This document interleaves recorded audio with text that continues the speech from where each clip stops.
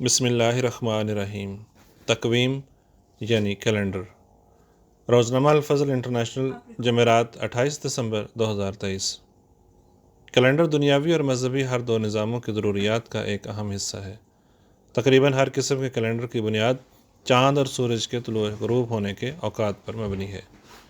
اس وقت دنیا میں 3 قسم کے کیلنڈر رائج ہیں جو عالمی سطح پر استعمال ہوتے ہیں۔ قمری کیلنڈر۔ کیلنڈر کی یہ قسم سب سے قدیم تصور کی جاتی ہے۔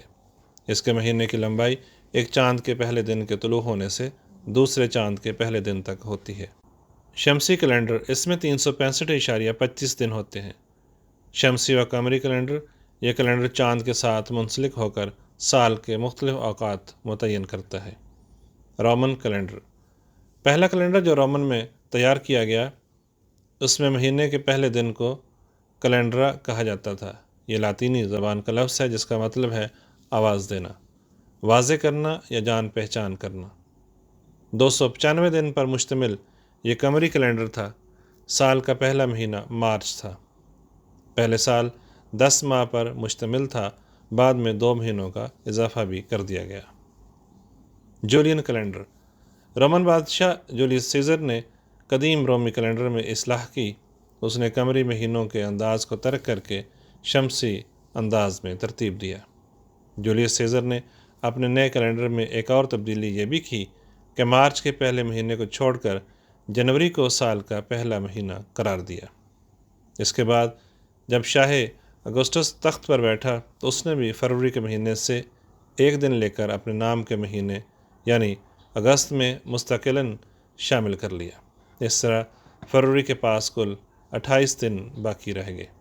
البتہ لیپ کے سال میں فروری کا مہینہ 29 دن کا ہونا شروع ہو گیا۔ عیسائی کیلنڈر۔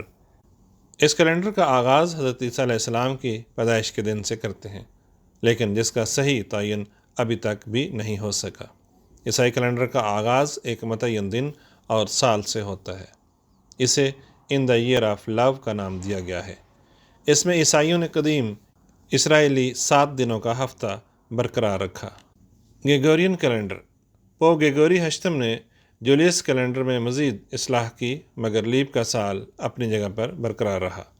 یہ آج کی دنیا کے عام استعمال میں ہے۔ ژین یعنی چینی کیلنڈر۔ دنیا میں سب سے پرانا شمسی و قمری کیلنڈر چین سے منسوب کیا جاتا ہے۔ ہر مہینہ 29 یا 30 دنوں پر مشتمل ہوتا ہے۔ سال کا آغاز موسمی سال کے دوسرے چاند کی پہلی تاریخ کو سردیوں کا سورج چڑھنے کے بعد ہوتا ہے۔ ہجری شمسی یا ایرانی کیلنڈر۔ چونکہ ملک ایران میں قدیم سے زرتشتی مذہب رائج تھا، لہذا کیلنڈر بھی زرتشتی مذہب کے تحت ہی جاری تھا۔ جب مسلمانوں نے ایران فتح کیا تو ایرانی کیلنڈر میں اسلامی کیلنڈر کے تحت کچھ تبدیلیاں کی گئیں، یعنی شمسی کے ساتھ قمری کیلنڈر کے کچھ اصول بھی شامل کر دیے گئے۔ قومی تہوار نوروز وغیرہ مغربی کیلنڈر اور باقی اسلامی تہوار اسلامی کیلنڈر کے مطابق منائے جاتے ہیں۔ ہندو یا پنچنگا کیلنڈر۔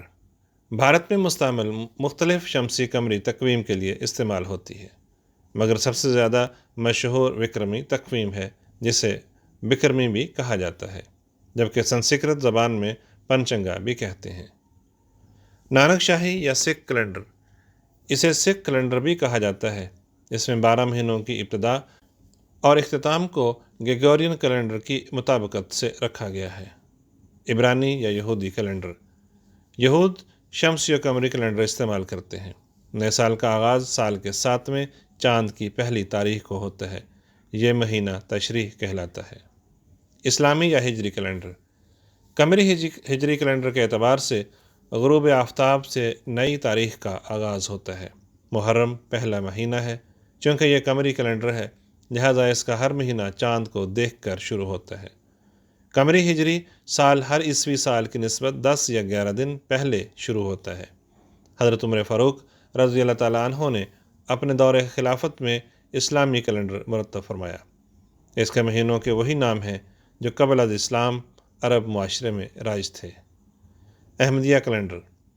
ہجری شمسی کیلنڈر حضرت خلیفۃ المسیح ثانی رضی اللہ تعالیٰ عنہ نے 1940 میں جاری فرمایا۔